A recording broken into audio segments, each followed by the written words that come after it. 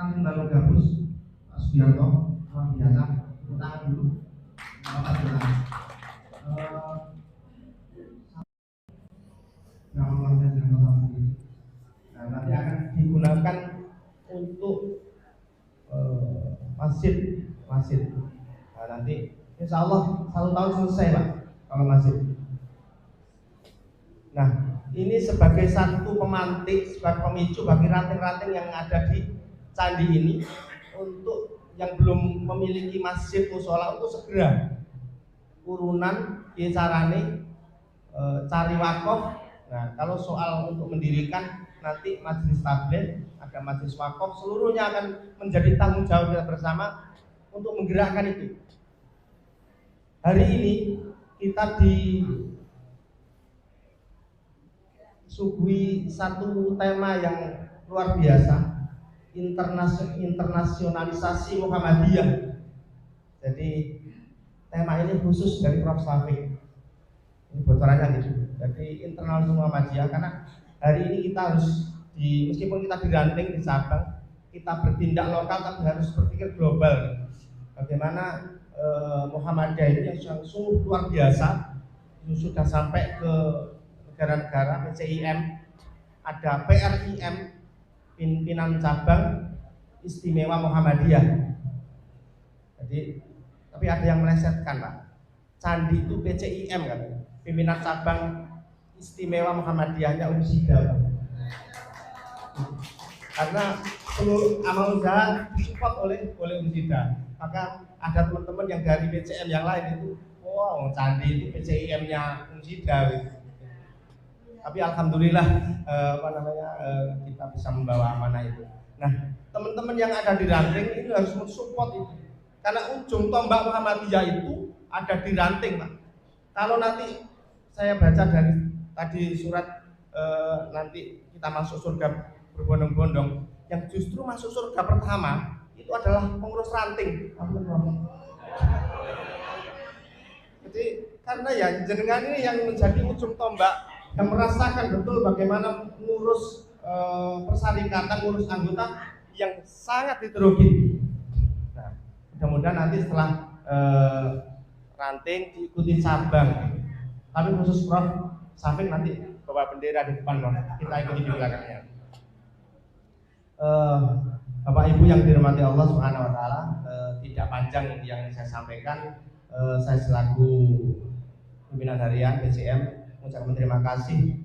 Alhamdulillah, meskipun dalam suasana baru hari raya kemarin, cukup banyak yang hadir di akad kelima ini, kajian kita ini, karena ini merupakan ikon dari PCM Candi. Nanti akan dirubah, majelis tabligh masih cari nama gitu. Apa istilah dari akad pagi itu? Monggo nanti yang ada ide untuk memberikan ke PCM akan ada rewardnya umroh, insya Allah gitu. Dan yang terakhir, kita berusaha mengembangkan amal usaha, karena saya di wakil ketua bidang Degasmen dan Lazismu. Insya Allah tahun ini kita buka SMP Nica, SMP Muhammadiyah 11 tadi. Mohon supportnya. Hari ini baru 15 siswa. Target kita 1 kelas 25 siswa, insya Allah tercapai. Barangkali pasir batu. Barangkali ada putra putri panjenengan yang hari ini lulus, kemudian sudah mendaftar di SMP Muhammadiyah yang lain. Kemudian ternyata SMP Nica buka gitu. Akan mendaftar di SMP yang lain gitu. Kita akan terbuka lebar untuk mengkomunikasikan itu. Saya sudah bayar Pak seluruhnya. Kita komunikasikan. Ada privilege, ada dispensasi khusus bagi putra putri jenengan yang khususnya di Candi, kader Muhammadiyah untuk masuk di SMP Nica itu, SMP Muhammadiyah Sekolah Candi. Kalau SD Nica-nya alhamdulillah sudah memenuhi kuota. Bahkan ngapunten kita kemarin disemprit sama di Dasmen PDM. Pak Saiful telepon saya, Mas coba terbanter karena Karena maksimal itu ada 4 rombel, 6 rombel, kita ada di 8 rombel gitu. Makanya coba terbanter gitu. Iya, karena untung kita kemarin bersurat langsung ke Mendiknas Provinsi untuk ada dispensasi khusus. Kemudian insya Allah ranting kita itu hari ini sudah tinggal beberapa, tinggal PR kita insya Allah bulan depan mudah-mudahan terwujud ada ranting Muhammadiyah larangan. Jadi ada ketua PP Muhammadiyah, rantingnya belum ada. Mohon support untuk ranting Muhammadiyah larangan karena bulan depan itu kita akan berada di ranting larangan. Mudah-mudahan nanti kita bisa membentuk ranting Muhammadiyah di desa larangan. Saya kira itu yang bisa saya sampaikan. Mari kita berfastabiqul khairat antar ranting dalam segala hal, berlomba-lomba dalam kebaikan untuk mengembangkan Muhammadiyah, karena mengembangkan Muhammadiyah adalah tanggung jawab panjenengan, tanggung jawab kita bersama. Saya kiri billahi fisabilillah fastabiqul khairat nasrullah wa fathul qarib wa basyiril mu'minin. Wassalamualaikum warahmatullahi wabarakatuh.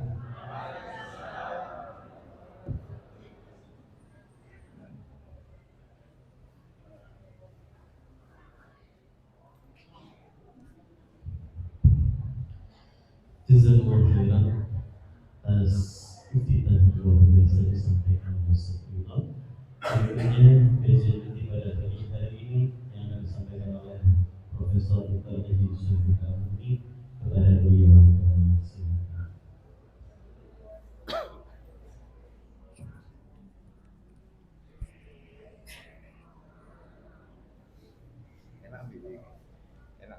Yang ini Zat, yang gerombol itu bisa beli ngintip. Ya.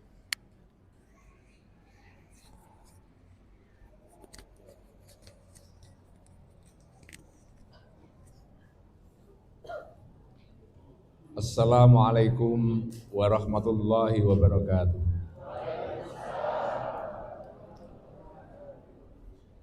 Yang di belakang sana bisa dengar ya? Dengar? Yang di luar takutnya ada dengar.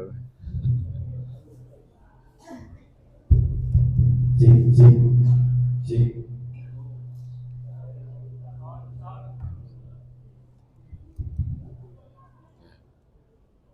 Alhamdulillahirabbil alamin. Wassalatu wassalamu ala asyrafil anbiya wal mursalin wa ala alihi wa ashabihi ajma'in, amma ba'd. Yang kita semua hormati seluruh pimpinan cabang, pimpinan ranting baik Muhammadiyah maupun Aisyah, serta urtum, majelis, lembaga, dan seluruh warga Muhammadiyah yang saya cintai. Syukur alhamdulillah saya bisa hadir pada saat ini dalam keadaan alhamdulillah segar bugar, karena kemarin saya berada di Yogyakarta dan rencana rapat jam 10 malam sampai jam 12 malam tadi malam, sehingga saya perkirakan akan nyampe Sidoarjo pukul 5 tadi pagi.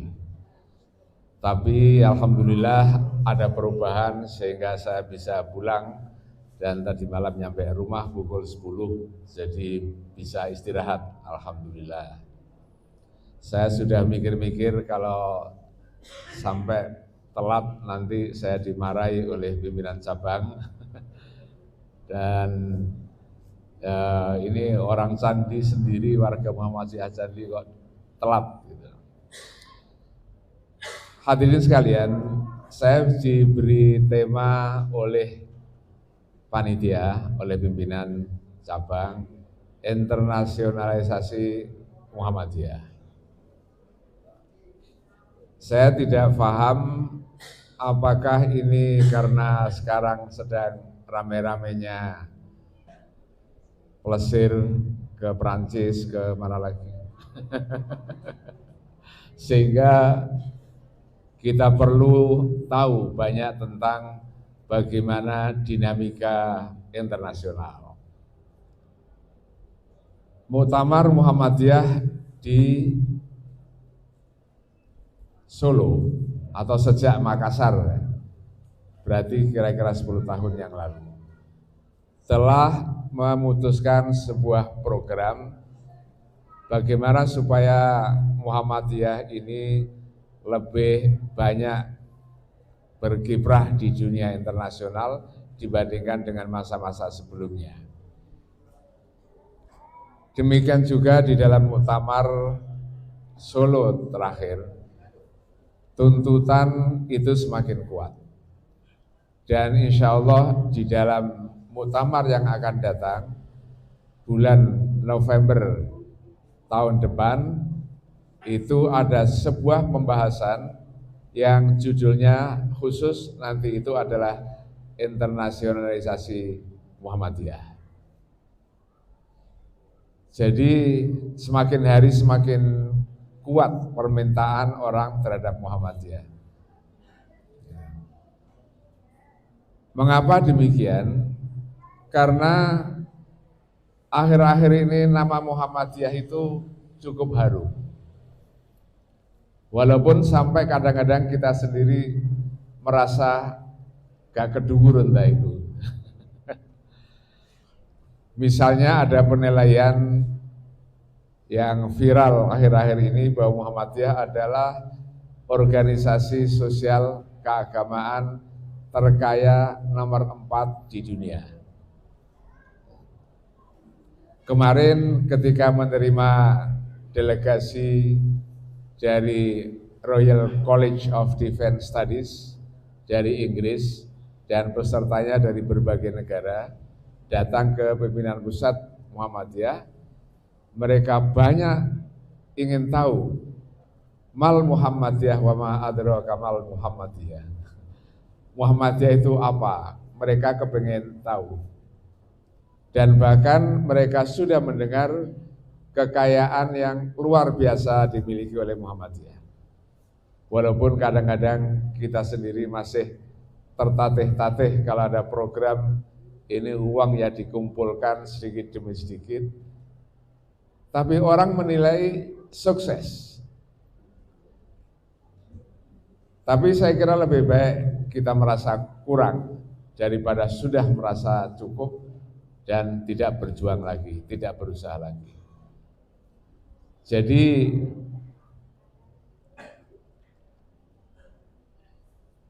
penilaian dari Hefner misalnya, dia mengatakan ini seorang pengamat Indonesia dari Universitas Boston. Dia mengatakan bahwa Muhammadiyah adalah organisasi Islam paling sukses di dalam dunia pendidikan. Bukan hanya di Indonesia, tetapi di kalangan masyarakat internasional. Nah, oleh karena itu kita menyambut dorongan untuk terus memperkuat. Hadirin sekalian, mengapa tuntutan itu semakin dibutuhkan? Karena situasi sekarang yang ya memang sangat membutuhkan Muhammadiyah. Ada sebuah fenomena yang disebut dengan Islamofobia, yaitu ketakutan terhadap Islam. Orang melihat Islam takut, mendengar kata Islam itu sangar. Mereka membayangkan bahwa kalau sebuah negara itu dipimpin oleh orang Islam, maka negara itu tidak akan bisa menjadi negara yang maju. Itu bayangan mereka. Kalau nanti orang Islam itu berkuasa, maka semua orang diharuskan pakai jilbab. Hukum potong tangan dilaksanakan. Itu bayangan mereka. Nah, mengapa bayangan itu terjadi karena memang ada faktor sejarah masa lalu. Ketika terjadi perang salib antara Islam dan Kristen untuk memperebutkan Yerusalem, maka selalu digambarkan bahwa orang-orang Islam itu adalah orang-orang yang haus kekuasaan, orang yang menindas orang lain. Padahal sebenarnya tidak demikian. Malah sebaliknya, ketika Umar bin Khattab masuk ke kota Yerusalem dan menguasai kota itu, maka Umar mengatakan semuanya aman. Silakan orang-orang Kristen tetap tinggal di Yerusalem, silakan orang-orang Yahudi tetap tinggal di Yerusalem dan memeluk melaksanakan agama masing-masing. Sampai-sampai Umar bin Khattab ketika mencari tempat untuk sholat dan kemudian dipersilahkan oleh penjaga pintu dari gereja Sikalpur untuk sholat di sana, Umar mengatakan jangan. Nanti takut kalau ini dijadikan alasan kemudian bahwa semua gereja harus dirubah menjadi masjid kalau Islam berkuasa. Jadi kita ingat cerita bagaimana Salahuddin Al-Ayyubi ketika memimpin perang melawan orang-orang Kristen, kita mendapatkan kisah yang sangat mengagumkan.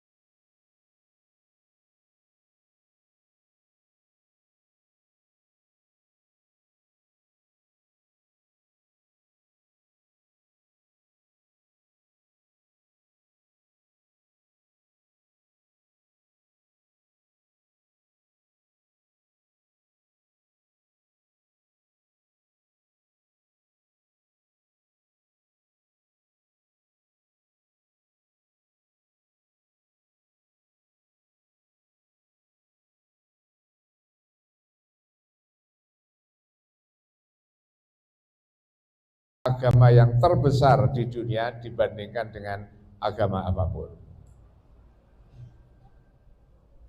Rusia yang dulu di bawah komunis, Islam ditekan, tapi sekarang bangkit, luar biasa.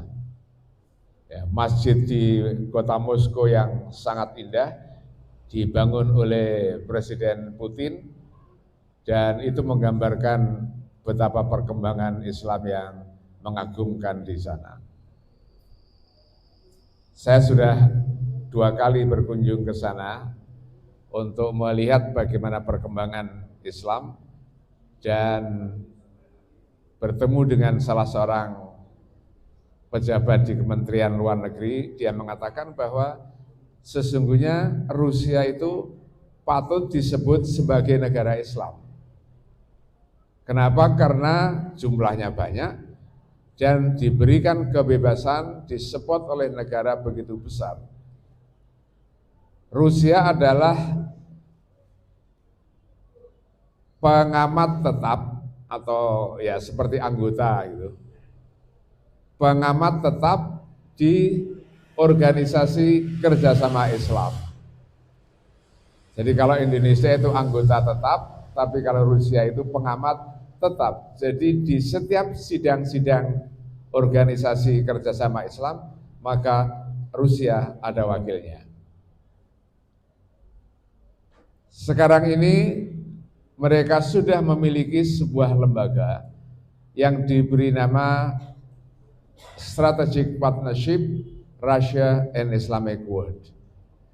Jadi kelompok strategis yang memperkuat hubungan antara Rusia dan dunia Islam. Nah, diambilkan dari tokoh-tokoh dunia dan salah satu dari anggotanya itu adalah mantan Ketua Umum PP Muhammadiyah. Pak Din Syamsuddin itu menjadi anggota dari kelompok strategis Rusia dan dunia Islam sampai sekarang. Di negara-negara lain, di Inggris, Prancis, Jerman, ada sebuah kota namanya Düsseldorf di Jerman itu yang lebih dari 50% penduduknya adalah Muslim. Jadi kalau ke sana itu restoran-restoran Muslim itu bertebaran di mana-mana. Tidak membayangkan itu sebuah kota di Jerman. Dan ada gereja di sana yang cukup besar, sudah ditawarkan kepada masyarakat Islam untuk dibeli. Dan itu pada waktu itu, tahun ya kira-kira 10 tahun yang lalu. Dan sekarang sudah dibeli gereja itu oleh umat Islam, tetapi tidak digunakan untuk masjid, karena di sebelahnya sudah ada masjid yang besar. Akhirnya gereja itu dijadikan sebagai community center, sebagai pusat kegiatan masyarakat. Disitulah orang-orang yang tidak mampu dilayani, orang-orang yang memerlukan pertolongan dalam bentuk apapun itu dilayani di dalam gereja, bekas gereja ya, bukan lagi gereja, bekas gereja itu. Dan pengurus atau pelaksana kegiatan di sana itu diambil dari berbagai agama, tidak hanya Muslim saja, walaupun itu aset adalah milik Islam di kota Düsseldorf itu. Jadi hadirin sekalian, dengan besarnya jumlah umat Islam yang sangat cepat itu, kemudian orang menjadi takut. Jangan-jangan ini Inggris akan menjadi negara Islam. Jangan-jangan banyaknya orang Islam itu akan mengalahkan orang-orang yang beragama lain. Gereja sudah banyak dijual dan ya lama-lama tidak tahu bagaimana yang akan datang. Mereka berpikir ini adalah ulah dari umat Islam dan karena itu harus dilawan. Itulah asal usul yang menimbulkan Islamofobia atau ketidaksukaan dan ketakutan terhadap Islam. Nah, hadirin sekalian, yang kedua adalah memang ada beberapa kelompok dari umat Islam ini yang melakukan tindak kekerasan.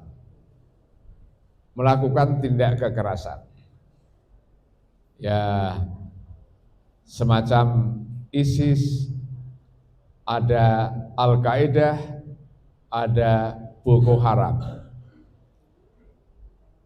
Yang mereka pahami ini adalah Islam. Mereka tidak tahu asal-usul dari gerakan ini. Apakah ada peran Amerika yang dulu awalnya ikut membidani lahirnya gerakan ini untuk tujuan politik, mereka tidak peduli itu. Tapi yang jelas bahwa banyak kekerasan yang dilakukan oleh orang Islam. Walaupun kalau kita banding, terorisme itu lebih banyak dilakukan oleh orang di luar Islam. Pembunuhan terhadap umat manusia itu lebih banyak dilakukan oleh orang di luar Islam dibandingkan dengan oleh umat Islam. Itu kalau kita kaji yang sebenarnya. Dan data-data jelas menunjukkan itu. Tetapi orang mendapatkan gambaran bahwa ini adalah perilaku orang Islam. Kita sudah berjuang cukup keras untuk merubah sikap dari Perserikatan Bangsa-Bangsa terhadap peristiwa ini. Dulu PBB itu mengambil istilah radikalisme Islam. Radikalisme. Nah, sehingga di Indonesia juga ada counter radikalisme. Ya, ada upaya untuk menghilangkan radikalisme di kalangan umat Islam. Ada Densus berapa itu? 88. Ada program bermacam-macam yang juga dibantu oleh beberapa negara. Ya memang mungkin tujuannya beda, tetapi bertemu di dalam sebuah tujuan untuk menghilangkan radikalisme di kalangan Islam itu. Nah, setelah perdebatan yang cukup lama, apakah cukup adil menyalahkan Islam atau umat Islam? Apakah justru tidak sebaliknya, umat Islam banyak yang menjadi korban dari gerakan kekerasan itu? Maka akhirnya Perserikatan Bangsa-Bangsa sekarang merubah program itu menjadi gerakan anti-violent extremism, yaitu ekstremisme kekerasan. Jadi tidak semerta-merta bahwa radikalisme itu buruk. Yang buruk adalah ekstremisme yang berbau kekerasan, yang menggunakan cara-cara kekerasan dalam masyarakat apapun. Apakah itu Muslim, apa Kristen, apa itu Hindu atau Buddha, semuanya tidak ditujukan kepada umat Islam. Karena kalau kita lihat di Myanmar itu jelas ada violent extremism atau ekstremisme kekerasan di kalangan orang-orang Buddha. Di India itu ada kekerasan yang dilakukan oleh orang-orang Hindu terhadap umat Islam. Di mana lagi? Filipina, di Filipina Selatan itu dilakukan oleh orang-orang Kristen terhadap umat Islam di sana dan lain sebagainya. Jadi alhamdulillah itu bagian dari perjuangan Muhammadiyah yang menjadi anggota dari ICOSOC. Jadi di bawah PBB itu ada sebuah lembaga, ya pokoknya namanya ICOSOC, nanti cari kepanjangannya apa itu. Muhammadiyah adalah anggota di situ. Dan menjadi anggota dari sebuah lembaga yang juga bermarkas di PBB yang dikenal dengan Religions for Peace, agama untuk perdamaian. Dan karena itulah maka ya sekarang ada perubahan di tingkat Perserikatan Bangsa-Bangsa. Kemudian yang ketiga, tadi ketiga atau empat ya nih ya? Ya pokoknya selanjutnya gitu. Adalah geopolitik yang sedang berkembang. Jadi kalau kita lihat situasi sekarang ini masih situasinya panas ya, belum redam. Tapi ini merupakan perjalanan atau perkembangan yang lama. Seperti api dalam sekam yang bisa saja kemudian terjadi kebakaran kapanpun. Dan kemarin sudah kita saksikan bagaimana terjadinya perang antara Amerika Israel lawan Iran yang sampai sekarang belum selesai, masih tegang.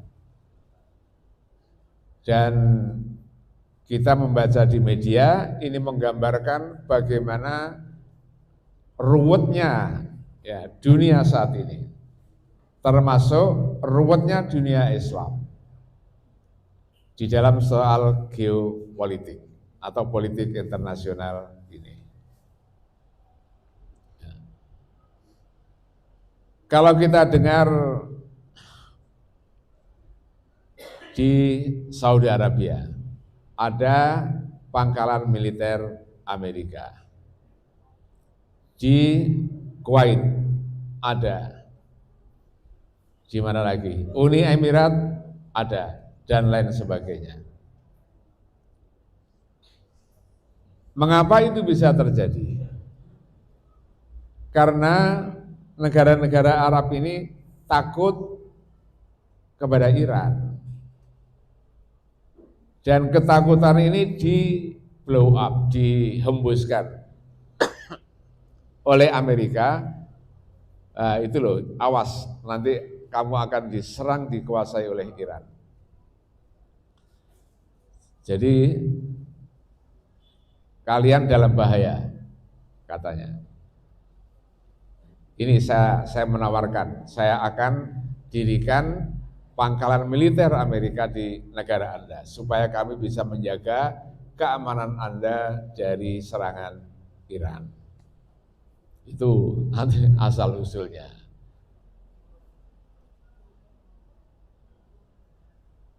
Nah, dan karena itulah maka sulit dunia Islam ini menjadi bersatu. Indonesia ya dulu masih cukup keras untuk berjuang melawan Israel, membela Palestina, terutama pada kabinet yang lalu ketika Menteri Luar Negerinya masih Bu Marsudi, Retno Marsudi. Ya, dan banyak berdiskusi dengan pimpinan pusat Muhammadiyah untuk memahami situasi pada zaman itu, dan Bu Menteri ini terkenal kukuh, diancam, diteror, tidak mempan. Ya, walaupun kelihatannya lemah sebagai seorang perempuan yang berhati halus, tapi dalam persoalan politik ini beliau sangat keras. Kami tidak mau ditunduk, ditekan apapun untuk mengakui Israel, untuk mengakomodasi Israel, beliau menolak. Kalau tidak tahu yang sekarang ini.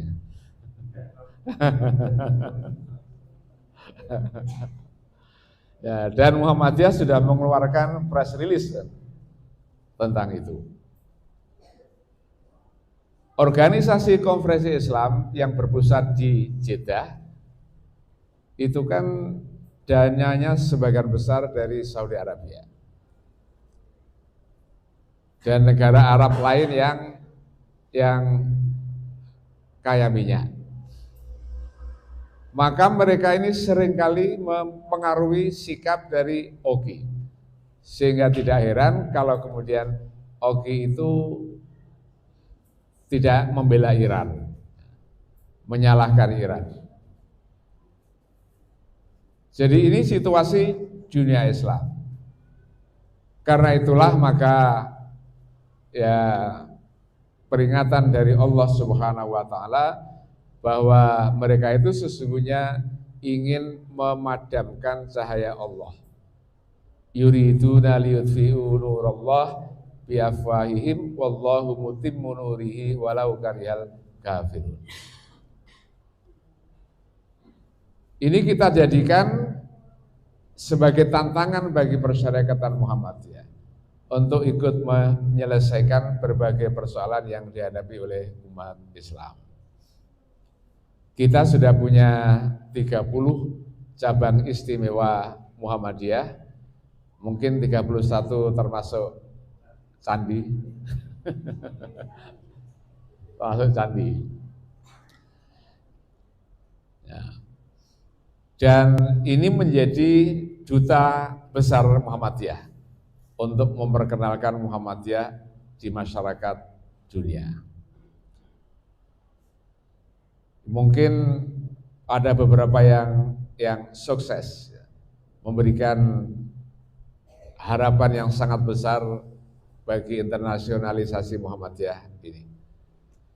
Ya, yang lama Mesir, Saudi dan lain sebagainya itu sudah berjalan bagus.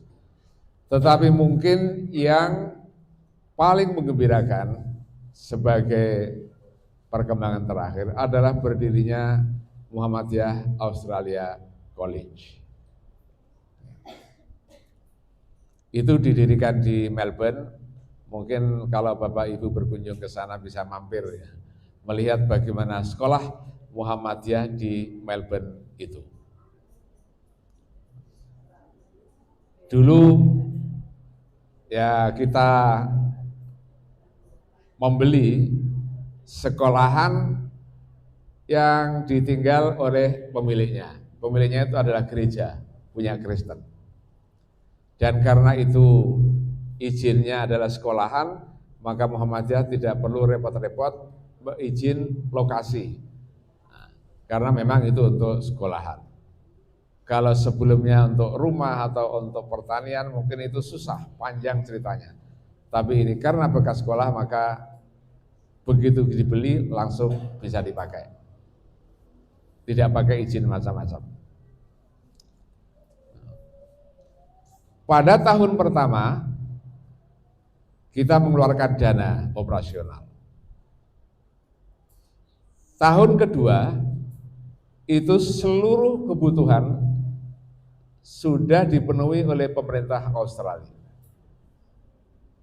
Itu tahun kedua. Jadi kalau harga habisnya sekian miliar itu sudah cukup dari dana negara federal Australia maupun negara bagian Victoria. Cukup. Jadi Muhammadiyah praktis tidak mengeluarkan uang. Tahun ketiga, seluruh biaya operasional sudah dipenuhi, ditambah lagi uang yang bisa atau cukup untuk membeli tanah di sampingnya. Nah, itu tahun ketiga. Jadi sudah badi banyak. Badi banyak. Ya, mungkin itu rasa syukur pemerintah Australia terhadap Muhammadiyah. La in syakartum la azidannakum ya. Karena itu membantu pemerintah Australia.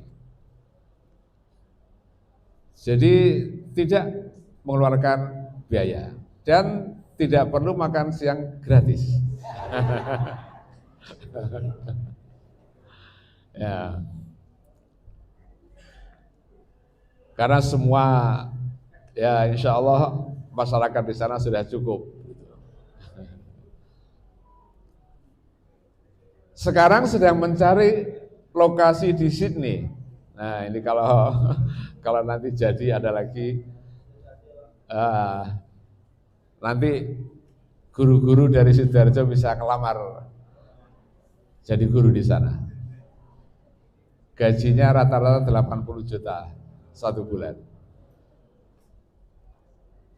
Tapi syaratnya beda, ya harus lulus ini. Mereka akan diuji dulu kompetensinya oleh pemerintah Australia, baru kemudian bisa menjadi guru di sana. Ya pokoknya 80 itu kan sudah cukup ya untuk hidup. Kalau bisa nyelengi spal saja dibawa pulang ke Sidoarjo, wah itu sudah 5 tahun sudah lumayan itu.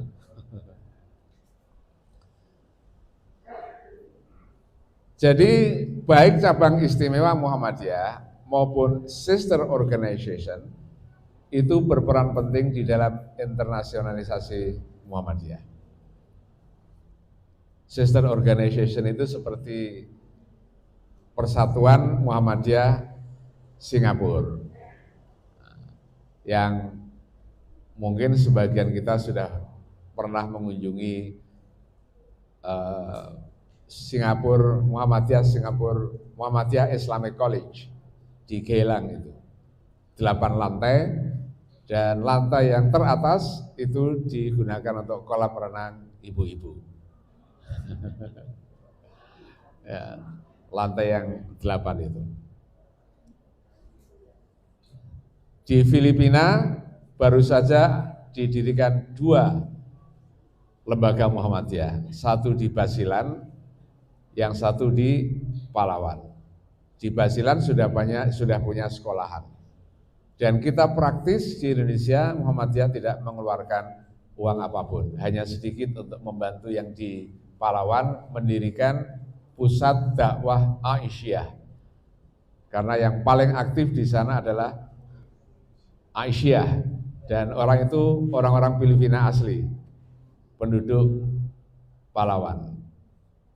Ya, walaupun masih sederhana, tapi sudah bisa digunakan untuk belajar, ngaji anak-anak, membaca Al-Quran, dan pendidikan agama yang lain. Jadi hadirin sekalian, nah ini adalah sebuah potensi yang dimiliki sehingga akan bisa memperkuat insya Allah internasionalisasi Muhammadiyah. Nah, semua itu kita gunakan atau kita fokuskan pada 3 hal. Pada 3 hal. Ini fokus kebijakan luar negeri Muhammadiyah. Yang pertama adalah bagaimana kita membangun tata dunia yang damai. Apakah bisa? Ya, yang penting kita berjuang. Karena Allah sendiri sudah menyatakan ketika akan menciptakan manusia di muka bumi ini, maka malaikat bertanya, ataj'alu fiha may yufsidu fiha wa yasfikud dima wa nahnu nusabbihu bihamdika wa nuqaddisu lak. Apakah engkau akan menciptakan makhluk di muka bumi ini yang melakukan kerusakan dan menumpahkan darah? Padahal kami, kata para malaikat, nusabbihu bihamdik wa nuqaddisu lak, memuji, menyucikan engkau, wahai Tuhan kami. Tetapi Allah mengatakan, inni a'lamu ma la ta'lamun, aku lebih tahu apa yang engkau tidak ketahui. Jadi memang hukum dunia ini ada plus minus, ada positif, ada negatif. Ada perdamaian, ada konflik atau peperangan. Ya, semuanya itu adalah liyabluwakum ayyukum ahsanu amalan. Hadza min fadli rabbi liyabluwani aashkuru am akfur. Itu ujian semua. Tapi kita tidak bisa lari dari kenyataan bahwa kita harus ikut membangun tata dunia ini yang damai. Kalau ada peperangan, itu artinya ada masalah. Kalau ada konflik, berarti ada yang harus kita selesaikan, bukan dibiarkan atau malah ditumbuh suburkan. Dan insya Allah itu bagian dari wa may ya'mal mithqala dzarratin khairan yarah. Sekecil apapun amal kebajikan akan dilihat oleh Allah Subhanahu wa taala. Harus kita lakukan. Maka Muhammadiyah punya misi bagaimana membangun tata dunia yang damai. Success story, kisah sukses yang sangat monumental bagi Muhammadiyah adalah ketika menjadi bagian dari proses perdamaian antara pemerintah Filipina dan bangsa Moro yang Muslim itu. Sudah 40 tahun perang. Banyak korban dari kedua belah pihak. Negaranya atau daerahnya menjadi terbelakang karena orang sibuk perang. 4 tahun yang lalu saya menghadiri pertemuan beberapa aktivis muda Islam. Mereka cerita, Pak Syafiq, walaupun sudah ada perdamaian, tapi kami masih menyimpan senjata di rumah. Karena apa? Karena kami masih trauma. Jangan-jangan suatu saat kami akan diserang lagi. Sehingga senjata itu tidak kami serahkan, kami simpan di rumah untuk jaga-jaga. Nah, padahal sebelumnya sudah ada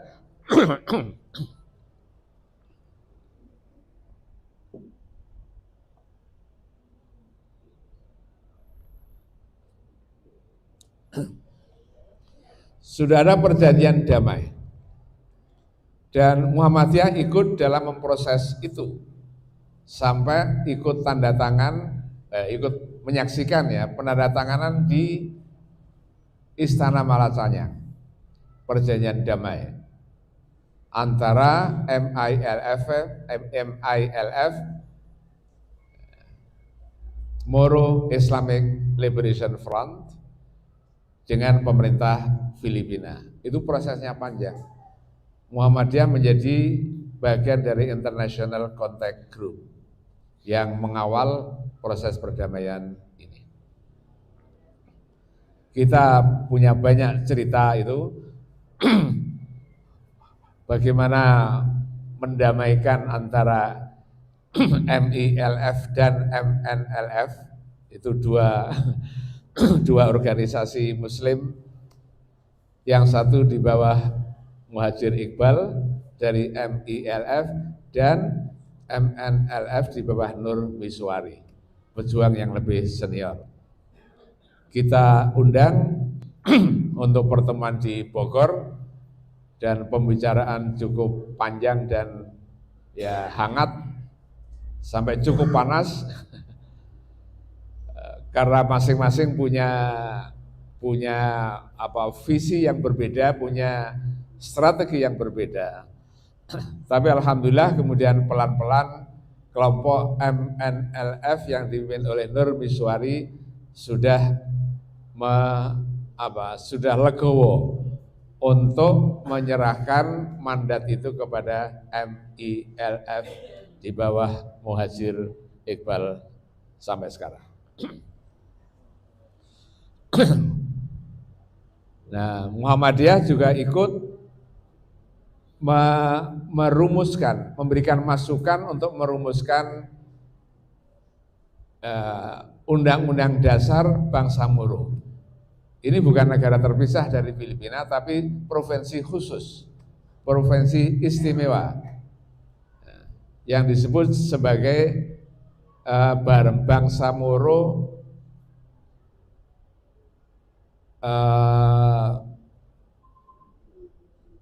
otonomi Muslim otonomi Muslim Bangsa Moro, kira-kira terjemahannya.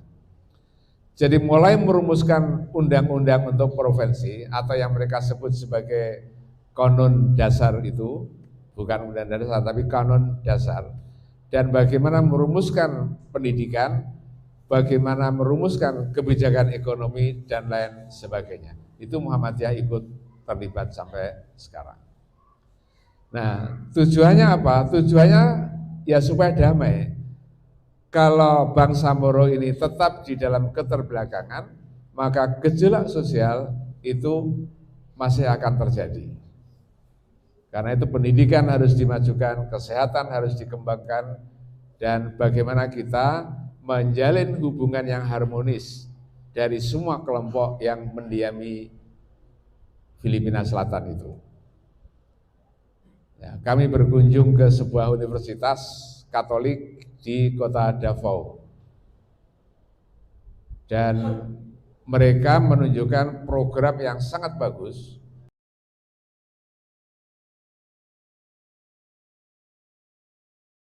Mengembangkan manajemennya. Ya, Universitas Kristen Katolik di Davao itu punya lembaga di dalamnya yang isinya atau yang namanya adalah Lembaga Al-Qalam. Lembaga Al-Qalam. Dan itu khusus untuk membantu mengembangkan manajemen madrasah-madrasah dan pesantren yang ada di Filipina Selatan. Mengapa bisa terjadi? Ya sesungguhnya tokoh-tokoh agamanya itu baik. Tidak ada masalah, walaupun mereka adalah orang-orang yang religius, tapi hubungannya baik. Yang justru membuat ini kemelut adalah kepentingan politik. Dulu zaman Marcos, itu punya kepentingan bagaimana supaya Filipina Selatan itu menjadi Kristen. kemudian menggerakkan orang-orang dari utara untuk berhijrah. Kalau kita mungkin transmigran gitu ya, menjadi transmigran di Filipina Selatan, sehingga persentase umat Islam itu semakin hari semakin kecil. Tapi di kalangan gereja ini itu tidak, mereka tidak mengkristenkan umat Islam. Tapi bicara gereja ini juga tidak simpel. Karena apa? Karena banyak denominasi, banyak aliran ini di dalam gereja itu. Dari yang ekstrim kanan sampai yang ekstrim kiri, sampai yang moderat. Saya ketemu dengan teman-teman dari PGI, Persekutuan Gereja Indonesia. Mereka bilang, Pak Syafiq, saya ini Kristen wasatiyah. Kristen wasatiyah. Dan kami ini juga dikafir-kafirkan oleh gereja lain. Jadi itu beragam. Di dalam diskusi dengan pusat gereja dunia yang bermarkas di Swiss, ada 2 jam lamanya kita berdiskusi, dan mereka punya gerakan yang sangat bagus. Bagaimana supaya hubungan dengan umat Islam itu tetap baik. Mereka ikut berjuang untuk menghilangkan Islamofobia, rasa takut atau ketakutan yang berlebih-lebihan terhadap Islam itu bagaimana supaya dihilangkan. Mereka sangat mensupport perkembangan Islam di negara-negara mereka. Nah, itu yang ada dalam Dewan Gereja. Tentu masih banyak gereja yang tidak seperti itu. Gereja Mormon misalnya di Amerika Serikat, yang di dalam daftar kekayaan itu diletakkan nomor pertama. Organisasi sosial keagamaan yang paling kaya nomor 1 itu adalah Gereja Mormon, Church of Jesus Christ. Nah, saya tanya kepada pimpinannya, kok bisa kaya gimana? Katanya semua jamaahnya di seluruh dunia itu sekitar 15 juta. Dan mereka membayar 15% dari penghasilannya untuk gereja. Nah, bisa dibayangkan ya. Kalau kita ini kan paling 2,5% ya. Mereka 15%. Kaya sekali, pantas nomor 1. Dan mereka sudah punya rumah sakit, punya universitas ya seperti Muhammadiyah. Tetapi juga punya lembaga filantropi, lembaga yang memberikan santunan. Saya ditunjukkan daftar apa yang sudah mereka berikan ke Indonesia. Dan yang terbesar adalah diberikan kepada, atau lewat, bukan kepada ya, lewat Muhammadiyah. Khususnya pada saat tsunami Aceh, itu mereka memberikan dana yang sangat besar untuk membantu, dan dalam catatan itu lewat Persyarikatan Muhammadiyah. Saya tanya mereka, gimana ceritanya ini kok lewat Muhammadiyah? Ya, pertama adalah karena saya percaya kepada Muhammadiyah. Kalau diberi amanah itu pasti dilaksanakan. Insya Allah tidak ada uang yang hilang atau yang nyasar ke saku pimpinannya. Insya Allah tidak ada. Suatu saat saya diberi baju oleh Majelis Ulama Indonesia, tapi ini direkam. Nggak jadi cerita kalau gitu, direkam soalnya. Yang kedua, kata mereka, karena kalau kami yang memberikan langsung kepada masyarakat, takut ada kecurigaan. Wah, ini pasti proyek pemurtatan. Ini pasti kristenisasi. mereka tidak mau terganggu dengan persoalan itu. Maka mereka akhirnya lebih aman lewat Muhammadiyah. Jadi itu satu lembaga yang buat umat Islam menjadi daya dukung yang cukup kuat untuk gerakan internasionalisasi. Nah, sebagian dari gereja evangelik di Amerika itu membuat sebuah program namanya adalah Jihad Against Islamophobia. Jadi jihad melawan Islamofobia. Mereka kampanye di sekolah-sekolah dan membayar iklan di bis kota yang isinya adalah menyatakan bahwa orang-orang Islam itu adalah saudara-saudara kita yang harus kita perlakukan dengan baik sebagai sesama manusia.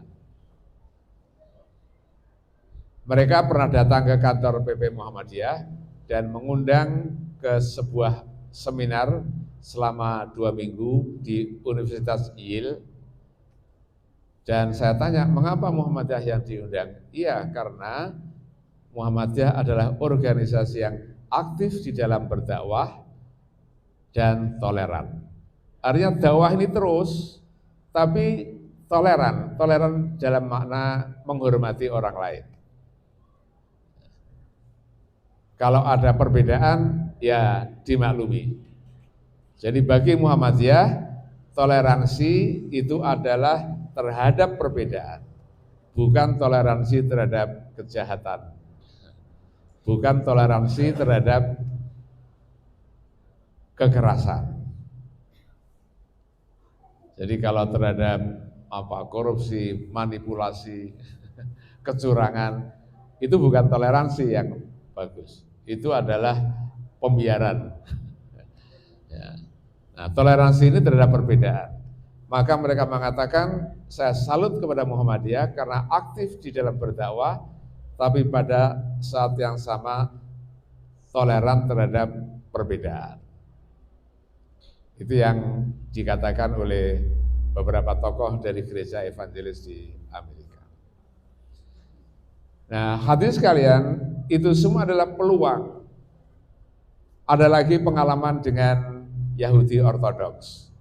Yahudi Ortodoks itu yang pakai topi itu, kemudian jenggotnya panjang, sering pakai overcoat, jasnya sampai sedengkul itu Yahudi Ortodoks. Kami bersama Daisy Han itu tokoh Muslim di New York, diundang ke sinagog. Nah, itu pengalaman saya pertama masuk sinagog.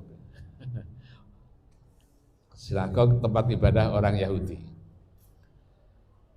Kemudian di situ kita mendengarkan presentasi dari Yahudi Ortodoks di New York dan Daisy Han, tokoh Muslim. Mereka bercerita, dua-duanya bercerita bahwa ketika umat Islam akan membangun masjid di Ground Zero, WTC, Menara Kembar WTC yang hancur itu, akan dibangun masjid di sana, itu kan terjadi protes di mana-mana. Salah satu kelompok yang ikut mendukung orang-orang Islam mendirikan masjid adalah Yahudi Ortodoks. Mereka mengatakan bahwa agama kami mengajarkan harus menghormati orang lain. Kami adalah sama-sama warga Amerika dan berhak mendapatkan pelayanan membangun rumah ibadah. Ada yang itu. Mungkin kita bisa melihat di media atau medsos orang Yahudi yang anti-Zionis, orang-orang Yahudi yang anti-Israel, itu adalah ini Yahudi Ortodoks. Mereka mengatakan berdasarkan ajaran agama kami tidak ada yang disebut dengan negara Israel. Maka kami menolak negara Israel dan kami menolak Zionisme. Nah, ini sikapnya lebih keras dibandingkan dengan sebagian orang Islam sendiri. Jadi ini tantangan dan sekaligus peluang bagi Muhammadiyah untuk terus ikut membangun tata dunia yang damai. Kemudian dasar yang kedua adalah keadilan. Jadi Muhammadiyah ikut berjuang bagaimana menegakkan keadilan untuk seluruh umat manusia supaya tidak ada lagi kezaliman. Karena tidak mungkin ada perdamaian tanpa keadilan. Kalau orang berbuat tidak adil, hasilnya adalah ketegangan, tukaran. Ya, karena tidak adil. Sepak bola saja kalau wasitnya tidak adil, itu bisa dikeroyok. Jadi keadilan menjadi fondasi dari kebijakan luar negeri Muhammadiyah. Kemudian yang ketiga adalah kerjasama di dalam menghadapi perubahan iklim, climate change atau climate crisis, krisis iklim. Ini menjadi masalah bersama yang akibatnya akan dirasakan oleh semua orang tanpa pandang bulu. Tanpa pandang bulu mereka tinggal di mana, mereka beragama apa, bangsa apa, itu pasti terkena dampak dari perubahan iklim. Ialah ketika cuaca bumi ini semakin hari semakin panas, kerusakan lingkungan, bocornya ozon yang melapisi sinar matahari itu. Banjir akan terjadi di mana-mana. Musim tidak menentu. Hujan salah mongso sering terjadi.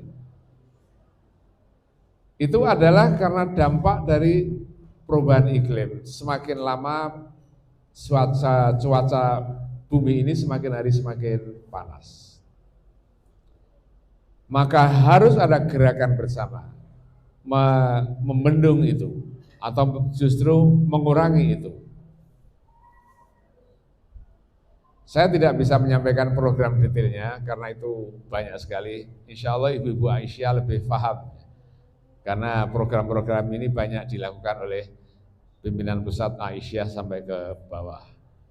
Soal lingkungan, kebersihan dan lain sebagainya. Tapi ini menjadi platform dari gerakan internasional Muhammadiyah. Kita sadarkan seluruh penduduk bumi ini akan bahaya yang akan datang. Di abad yang akan datang, ya mungkin tahun